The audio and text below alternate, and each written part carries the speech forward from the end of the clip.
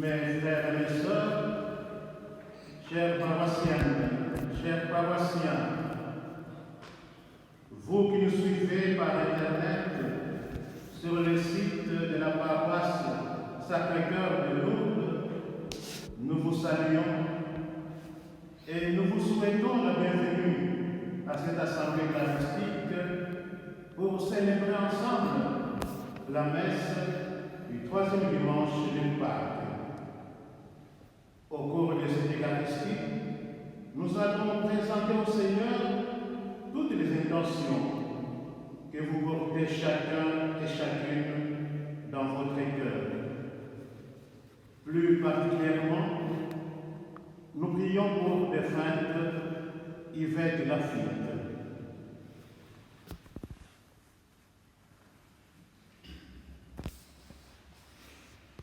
Au nom du Père et du Fils et du Saint-Esprit. Amen. La grâce de Jésus-Christ, notre Seigneur, l'amour de Dieu le Père et la communion de l'Esprit Saint soient toujours avec vous. Et avec votre esprit. Préparons-nous à célébrer cette Eucharistie en reconnaissant devant le Seigneur que nous sommes des pécheurs. Et reconnaissons notre péché, demandons-lui maintenant pardon et accueillons sa miséricorde.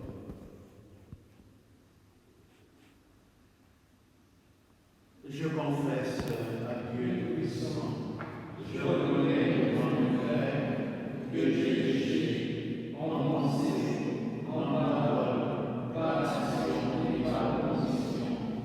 Oui, j'ai vraiment péché. C'est pourquoi je supplie la Vierge Marie, les anges et les saints, et vous aussi, frères, de prier pour moi, le Seigneur notre Dieu. Que Dieu Tout-Puissant nous fasse miséricorde, qu'il nous pardonne nos péchés et nous conduise à la vie éternelle.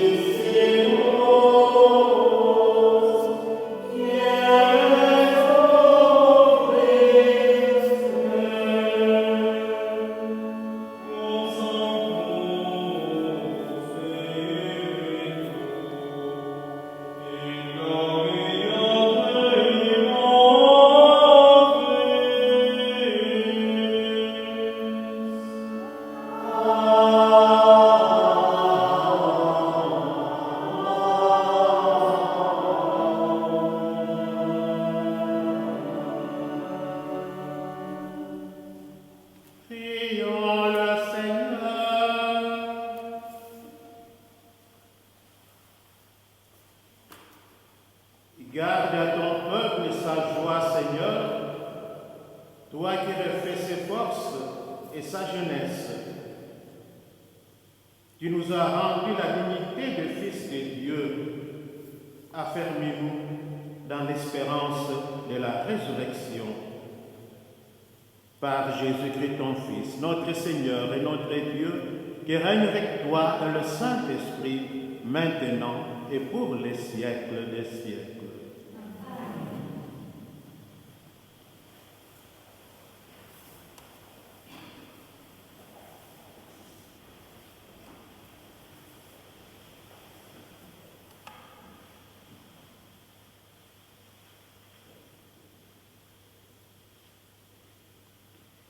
Lecture du livre des Actes des Apôtres. Le jour de la Pentecôte, Pierre, debout avec les 11 apôtres, éleva la voix et leur fit cette déclaration. Vous, Juifs, et vous tous qui résidez à Jérusalem, sachez bien ceci, prêtez l'oreille à mes paroles. Il s'agit de Jésus, le Nazaréen, homme que Dieu a accrédité auprès de vous, en accomplissant par lui des miracles, des prodiges et des signes au milieu de vous, comme vous le savez vous-même. Cet homme, livré selon le dessein bien arrêté et la prescience de Dieu, vous l'avez supprimé, en le clouant sur le bois par la main des impies. Mais Dieu l'a ressuscité en le délivrant des douleurs de la mort, car il n'était pas possible qu'elle le retienne en son pouvoir. En effet, c'est de lui que parle David dans le psaume. Je voyais le Seigneur devant moi sans relâche. Il est à ma droite, je suis inébranlable. C'est pourquoi mon cœur est en fête et ma langue exulte de joie. Ma chair elle-même reposera dans l'espérance. Tu ne peux m'abandonner au séjour des morts, ni laisser ton ami, ton fidèle, voir la corruption. Tu m'as appris des chemins de vie. Tu me rempliras d'allégresse par ta présence. Frères, il est permis de vous dire avec assurance, au sujet du patriarche David, qu'il est mort, qu'il a été enseveli, et que son tombeau est encore aujourd'hui chez nous. Comme il était prophète, il savait que Dieu lui avait juré de faire asseoir sur son trône un homme issu de lui. Il a vu d'avance la résurrection du Christ, dont il a parlé ainsi. Il n'a pas été abandonné à la mort, et sa chair n'a pas vu la corruption. Ce Jésus, Dieu l'a ressuscité. Nous tous, nous en sommes témoins. Élevé par la droite de Dieu, il a reçu du Père l'Esprit Saint qui était promis, et il l'a répandu sur nous, ainsi que vous le voyez et l'entendez. Parole du Seigneur. Nous rendons grâce à Dieu.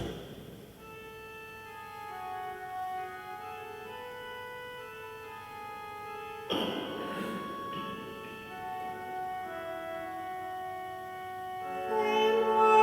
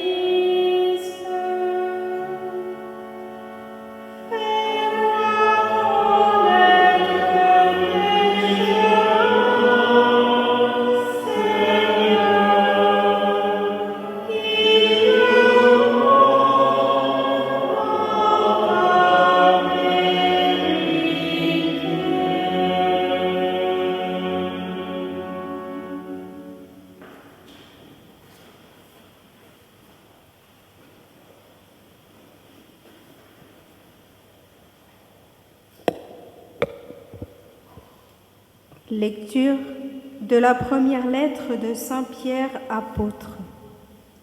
Bien-aimés, si vous invoquez comme Père celui qui est juge impartialement, chacun selon son œuvre, vivez donc dans la crainte de Dieu. Pendant le temps où vous résidez ici-bas en étranger, vous le savez, ce n'est pas par des biens corruptibles, l'or ou l'argent, que vous avez été rachetés de la conduite superficielle héritée de vos pères. Mais c'est par un sang précieux, celui d'un agneau sans défaut et sans tache, le Christ. Dès avant la fondation du monde, Dieu l'avait désigné d'avance et il l'a manifesté à la fin des temps à cause de vous. C'est bien par lui que vous croyez en Dieu, qu'il a ressuscité d'entre les morts et qui lui a donné la gloire. Ainsi, vous mettez votre foi et votre espérance en Dieu. Parole du Seigneur.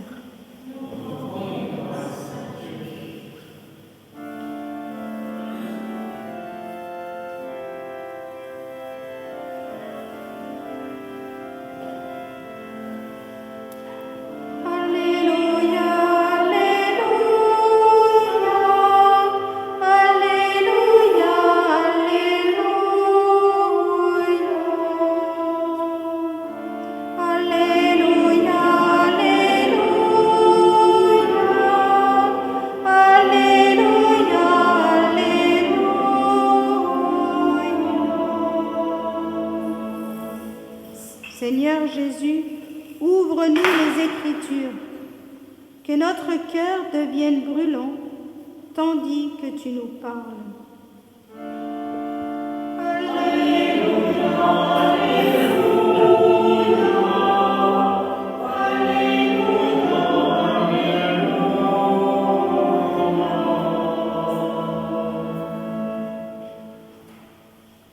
Le Seigneur soit avec vous. Et avec votre esprit. Évangile de Jésus-Christ selon saint Luc.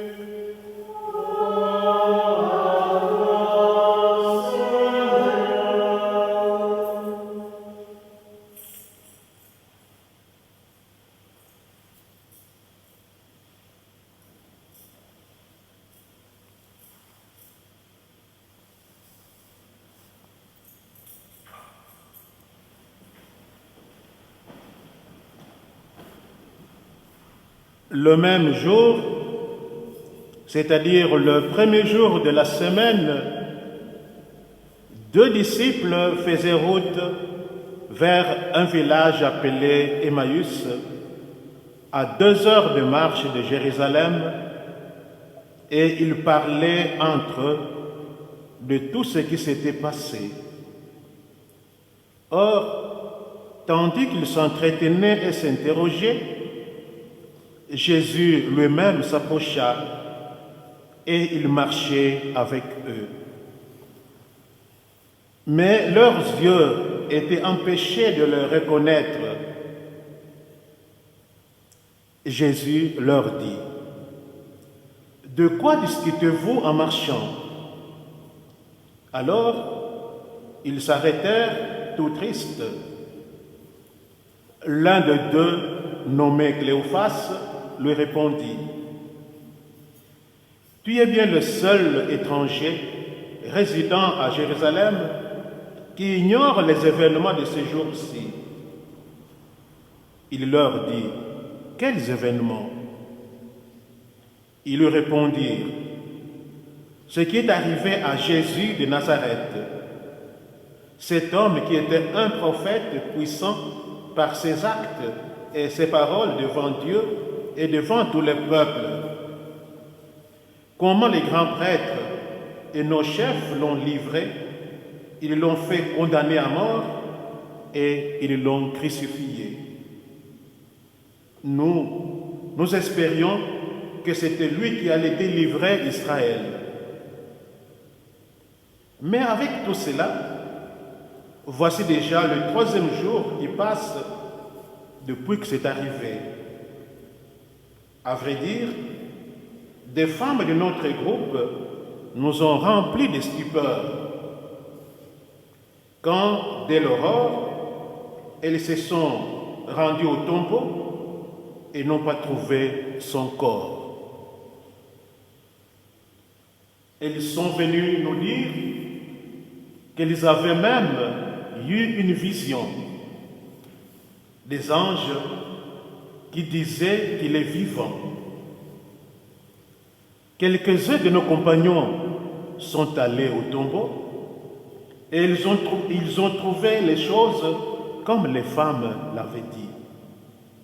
Mais lui, ils ne l'ont pas vu.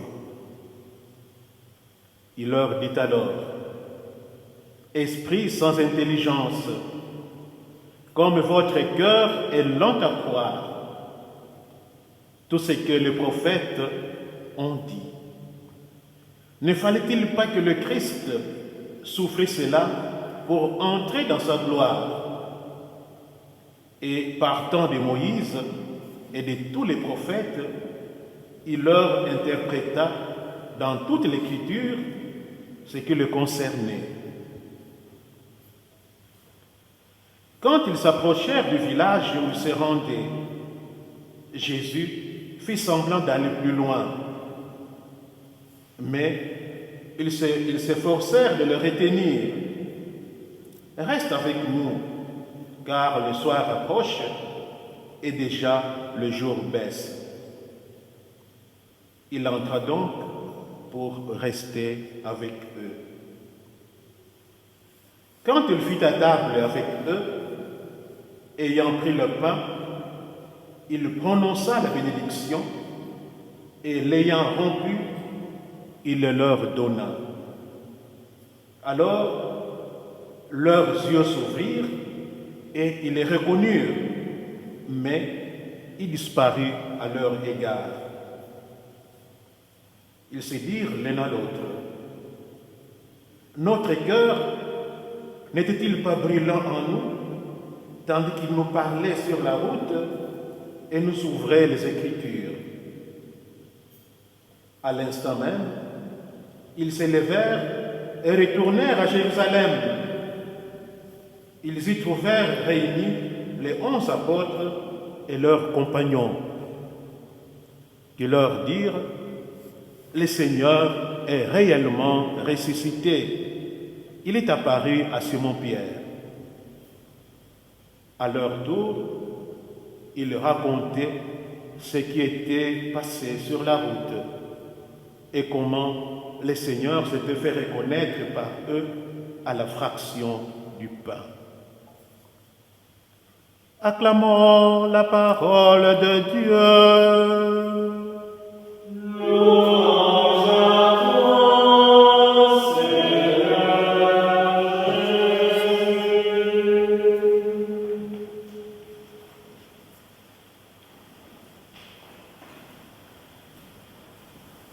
Et reste avec nous, car le soir approche et déjà le jour baisse. Mes frères et mes sœurs, nous sommes au 3e dimanche de Pâques.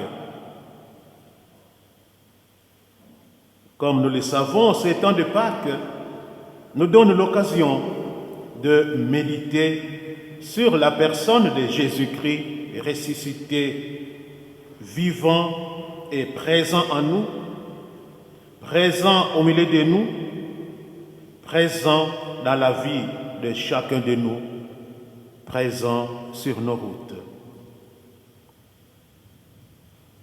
Ce 3e dimanche de Pâques, nous allons méditer le texte qui nous est proposé par la liturgie. Ce récit qui nous parle de 2 disciples en route vers Emmaüs.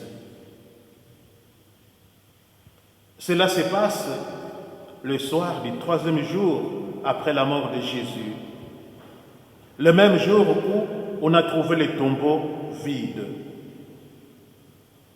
Et ce récit du tombeau vide les laisse perplexes. Ils ne peuvent pas croire en la résurrection et ils sont plongés dans le désarroi car la mort de Jésus a détruit leur espoir de la délivrance pour Israël. Pendant que tout en marchant, ils parlent de cet événement, un monsieur les rejoint. Il s'intéresse à leur débat, à leur conversation et prend le temps de marcher avec eux. Les deux disciples ne le reconnaissent pas, mais Jésus les écoute, puis les invite fermement à croire avant de leur rappeler le sens des Écritures. Jésus les enseigne longuement, patiemment, reprenant tout depuis le début. Ce n'est qu'au moment où il rend le pain que les deux disciples reconnaissent en cet homme le Seigneur, mais il disparaît à leurs yeux. Cette rencontre avec le ressuscité ranime leur espérance. Et sans plus attendre, ils repartent pour Jérusalem pour témoigner que le Christ est ressuscité et qu'il est vivant. Mes frères et mes sœurs, après la lecture de ces textes, nous pouvons nous poser quelques questions. Mais pourquoi ces deux hommes ont-ils mis si longtemps à reconnaître Jésus qui marchait avec eux? Peut-être ne l'ont-ils pas vu d'assez près pendant sa vie terrestre, parce que s'ils ne l'ont pas assez reconnu, comment peuvent-ils le reconnaître? Aujourd'hui encore, si nous ne le fréquentons pas d'assez près, si nous ne le rencontrons pas dans un cœur à cœur, par la prière, par les sacrements, par la lecture des Écritures, par la méditation, par l'adoration, il nous sera difficile de reconnaître tous les visages qu'il peut prendre dans notre vie. Sur la route d'Emmaüs, Jésus ressuscité s'est présenté auprès de ses deux disciples sous le visage d'un inconnu, d'un étranger, d'un monsieur quelconque. Alors, une autre question que nous pouvons nous poser. Les deux disciples ont connu Jésus, ils l'ont écouté, ils ont espéré en lui. Alors, pourquoi tout ce chemin, toute cette distance pour le découvrir auprès d'eux? Parce que leurs yeux étaient aveuglés, nous dit l'Évangile. Ce sont peut-être les larmes qui leur embrument les yeux, parce qu'ils devaient pleurer celui qui a été mis à mort. En tout cas, c'est leur foi qui est dans le brouillard. C'est leur cœur qui est dans le noir. Ils ne reconnaissent pas Jésus parce qu'ils ne sont pas prêts à le découvrir vivant. Il leur faudra comprendre beaucoup de choses avant qu'ils puissent le reconnaître au moment où ils partagent le pain. Jésus prend le temps de les accompagner, eux qui s'éloignent de Jérusalem, qui s'éloignent de la foi, eux qui n'ont plus d'espoir, qui reviennent à la case de départ. Ils retournent dans leur village pendant qu'ils l'ont quitté pour vivre près de Jésus. Le Seigneur leur fait lire les Écritures. Il leur fait découvrir que du début à la fin, le chemin de la vie passe par la mort. Le chemin de la liberté passe par le désert. Le chemin de l'amour passe par le don de soi. Il leur faudra du temps pour que leurs yeux s'ouvrent, pour qu'ils comprennent que lui, le Seigneur, le Messie, le Sauveur, devait prendre ce chemin pour le faire traverser à l'homme. Leurs yeux vont s'ouvrir au moment de la fraction du pain. Alors chacun de nous peut se poser cette question. Combien de temps me faudra-t-il, le Seigneur, pour te reconnaître lorsque tu me donnes dans l'Eucharistie ton corps livré par amour? Mes frères et mes sœurs, nous pouvons comprendre que le Seigneur est toujours présent dans notre vie. Il marche avec nous. Et c'est lui qui vient à notre rencontre. Mais il faudrait que nos yeux s'ouvrent pour le reconnaître. Lui est toujours là. Il nous accompagne toujours. Alors, ouvrons notre cœur afin que, à chaque instant, nous puissions le reconnaître au milieu de nous, au milieu de tous les hommes, de toutes les femmes que nous rencontrons dans notre vie. Amen.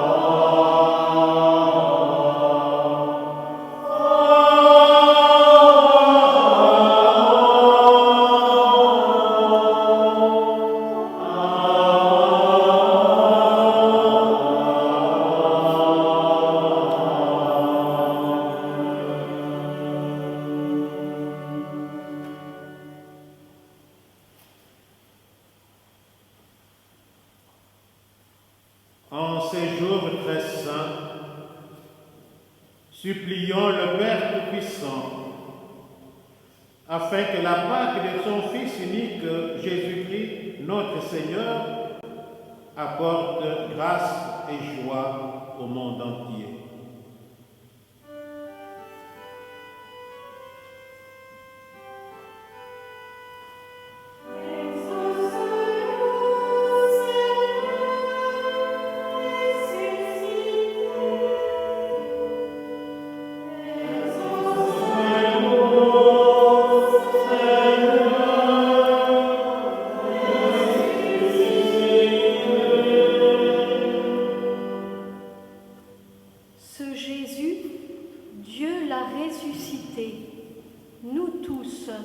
Nous en sommes témoins, pour que l'Église, en ce temps d'épreuve que nous traversons, aide notre pape François, nos évêques et nos prêtres à être des témoins de la résurrection de Jésus et pour que nous puissions enfin retrouver le chemin des sacrements, prions le Seigneur.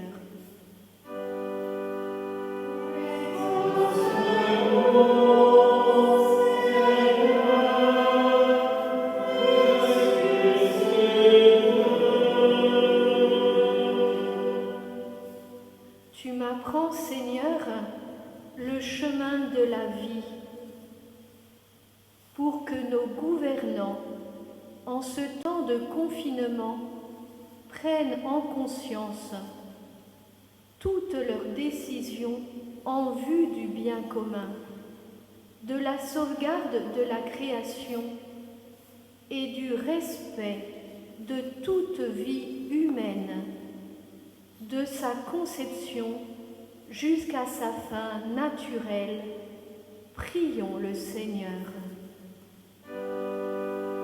Exauce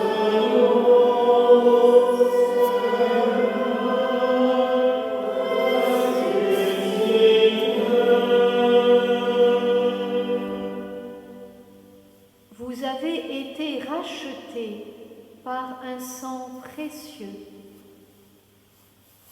Pour ceux qui ne croient pas en Dieu, ou ceux qui, dans les épreuves qu'ils traversent, se révoltent, afin qu'ils découvrent que Dieu les aime, même au cœur de la souffrance, et qu'il ne veut que le bien de l'humanité, prions le Seigneur.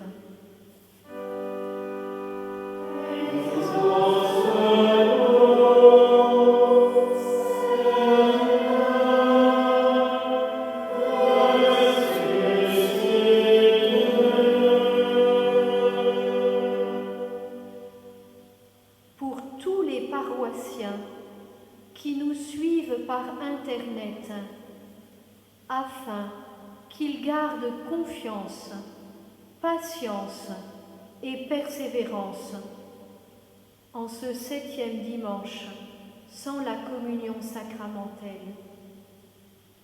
En ce mois de Marie qui va commencer vendredi, supplions la belle dame des roches de Massabielle pour que cette situation douloureuse puisse bientôt se finir. Prions le Seigneur.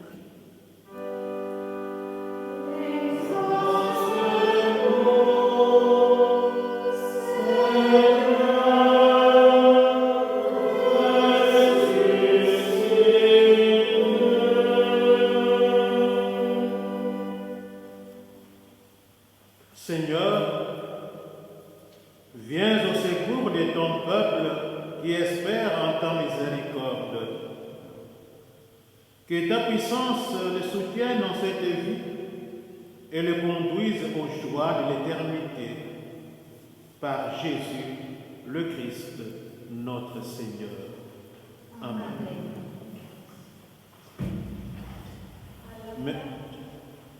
Mes frères et mes sœurs, c'est à présent le moment de l'offertoire. En temps ordinaire, c'est le temps de la quête. Nous savons que la paroisse vit et vivra toujours de vos dons. Pour aider votre Église, nous vous proposons cette application pour déposer votre offrande en ligne. Voici l'application www.appli-laquête.fr. Je reprends www.appli-laquête.fr. Merci de votre générosité.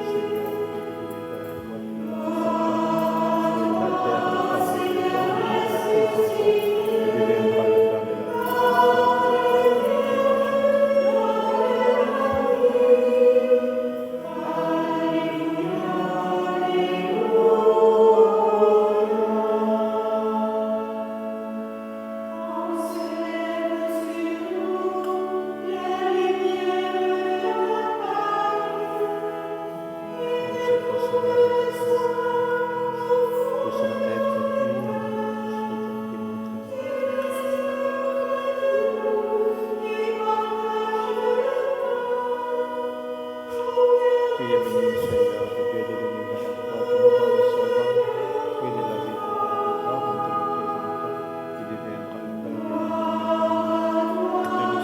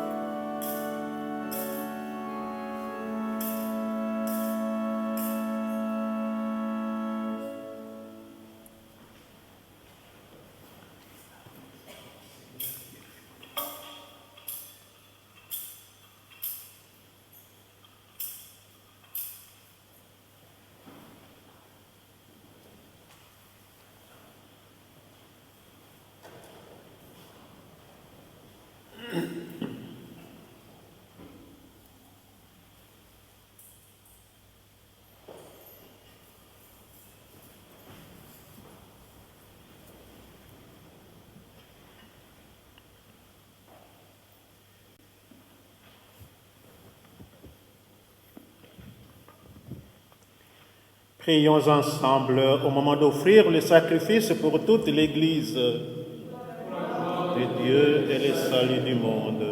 Prions.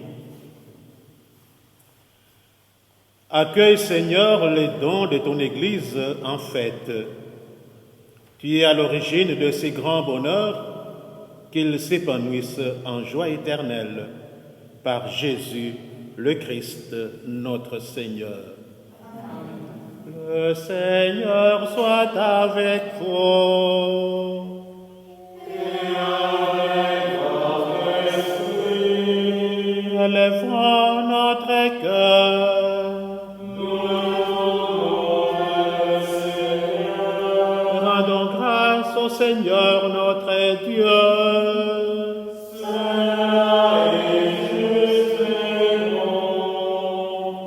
Vraiment, il est juste, il est bon de te glorifier, Seigneur, en tout temps, mais plus encore en ces jours où le Christ, notre Pâque, a été immolé. Lui qui ne cesse pas de souffrir pour nous et qui reste éternellement notre défenseur auprès de toi. Immolé, il a vaincu la mort. Mis à mort, il est toujours vivant. C'est pourquoi le peuple des baptisés, rayonnant de la joie pascale, exulte par toute la terre, tandis que les anges dans le ciel chantent sans fin l'hymne de ta gloire.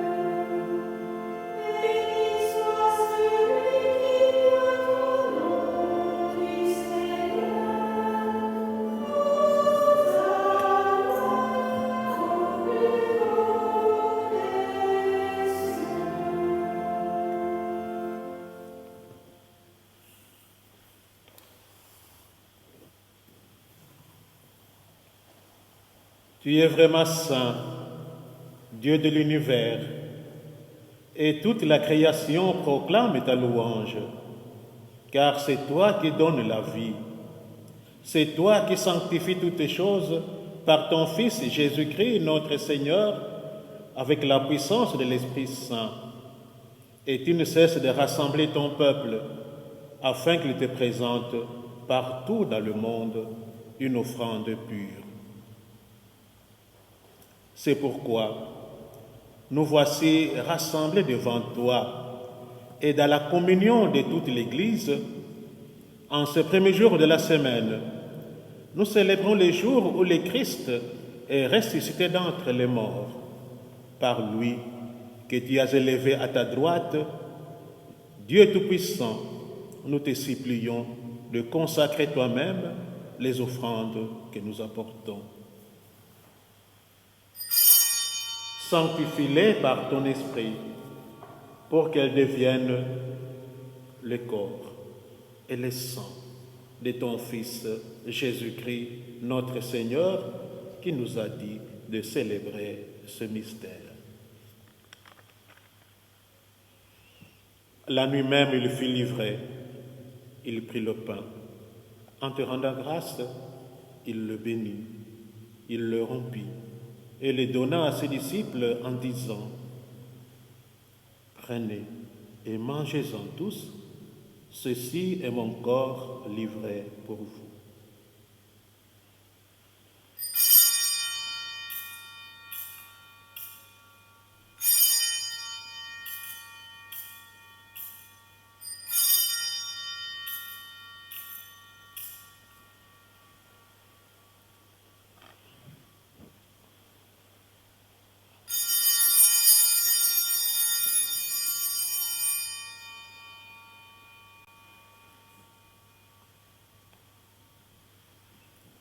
De même, à la fin du repas, il prit la coupe. En te rendant grâce, il la bénit et la donna à ses disciples en disant : Prenez et buvez-en tous, car ceci est la coupe de mon sang, le sang de l'alliance nouvelle et éternelle qui sera versé pour vous et pour la multitude en rémission des péchés. Vous ferez cela en mémoire de moi.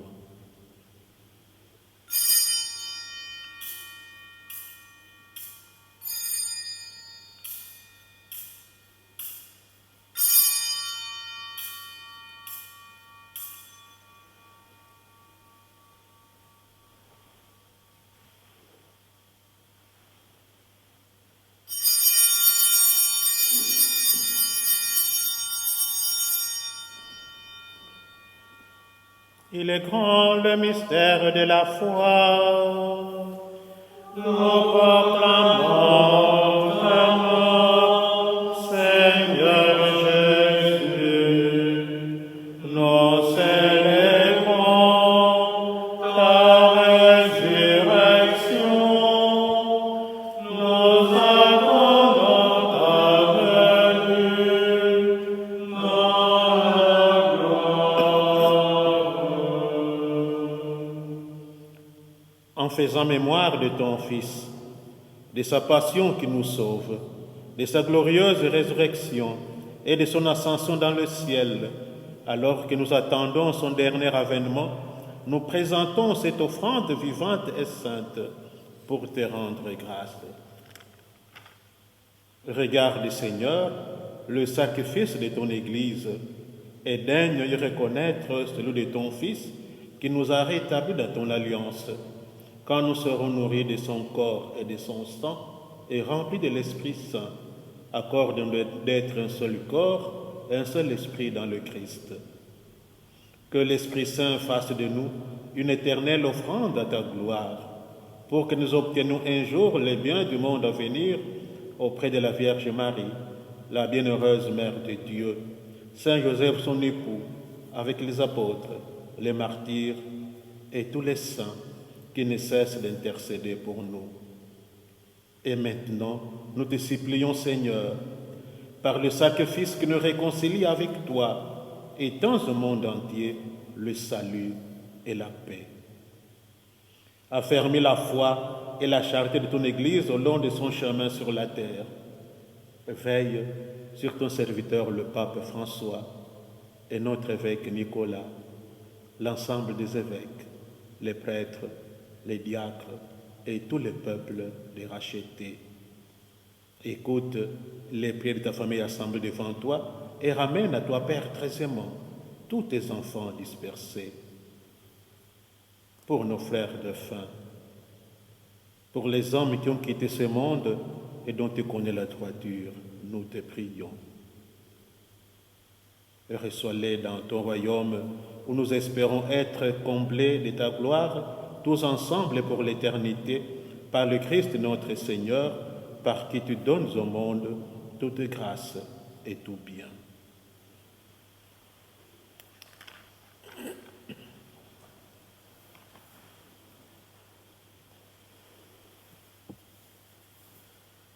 Par lui, avec lui et en lui, à toi, Dieu le Père et Tout-Puissant, dans l'unité du Saint-Esprit, tout honneur et toute gloire, pour les siècles des siècles.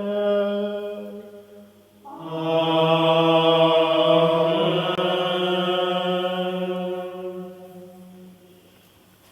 Unis dans le même esprit, nous pouvons dire avec confiance la prière que nous avons reçue du Sauveur, notre Père. Que ton nom soit sanctifié, que ton règne vienne, que ta volonté soit faite sur la terre comme au ciel. Donne-nous aujourd'hui notre pain de ce jour. Pardonne-nous nos offenses, comme nous pardonnons aussi à ceux qui nous ont offensés. Et ne nous laisse pas entrer en tentation, mais délivre-nous du mal. Délivre-nous de tout mal, Seigneur, et donne la paix à notre temps. Par ta miséricorde, libère-nous du péché, rassure-nous devant les épreuves. En cette vie où nous espérons le bonheur que tu promets et l'avènement de Jésus-Christ, notre Sauveur. Car c'est à toi qu'appartiennent le règne, la puissance et la gloire pour les siècles. Seigneur Jésus-Christ, tu as dit à tes apôtres, je vous laisse la paix, je vous donne ma paix. Ne regarde pas nos péchés, mais la foi de ton Église, pour que ta volonté s'accomplisse. Donne-lui toujours cette paix et conduis-la vers l'unité parfaite, toi qui règnes pour les siècles des siècles. Amen. Que la paix du Seigneur soit toujours avec vous.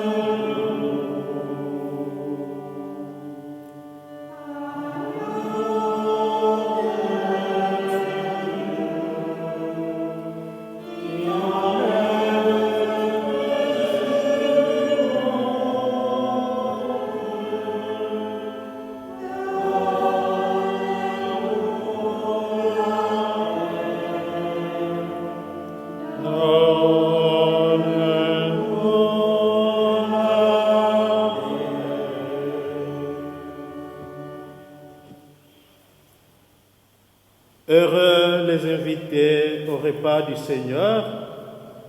Voici l'agneau de Dieu qui enlève le péché du monde. Seigneur, je ne suis pas digne de te recevoir, mais dis seulement une parole et je serai guéri. Que le corps et le sang de Christ nous gardent jusqu'à la vie éternelle.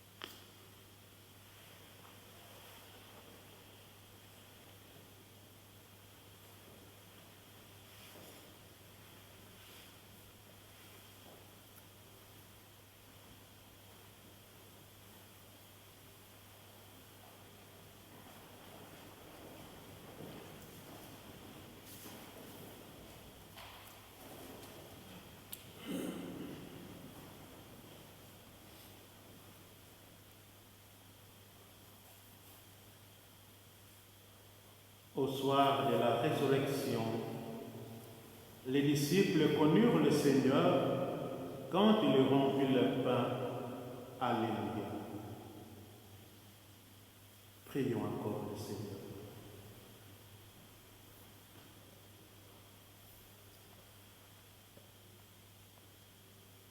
Regarde avec bonté, Seigneur, le peuple que tu as rénové par tes sacrements.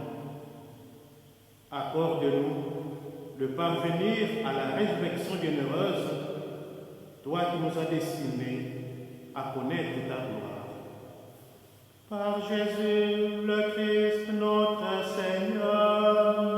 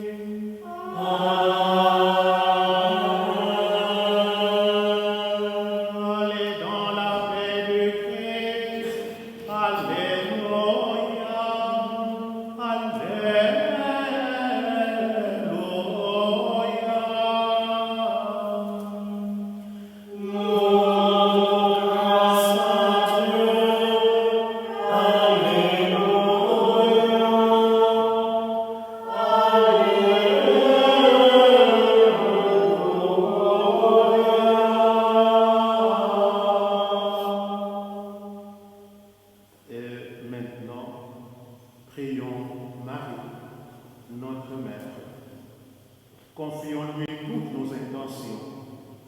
Confions-nous notre monde en désarroi. Qu'elle présente tout cela auprès de son Fils Jésus-Christ. Car c'est en lui que nous pouvons trouver bonheur et joie.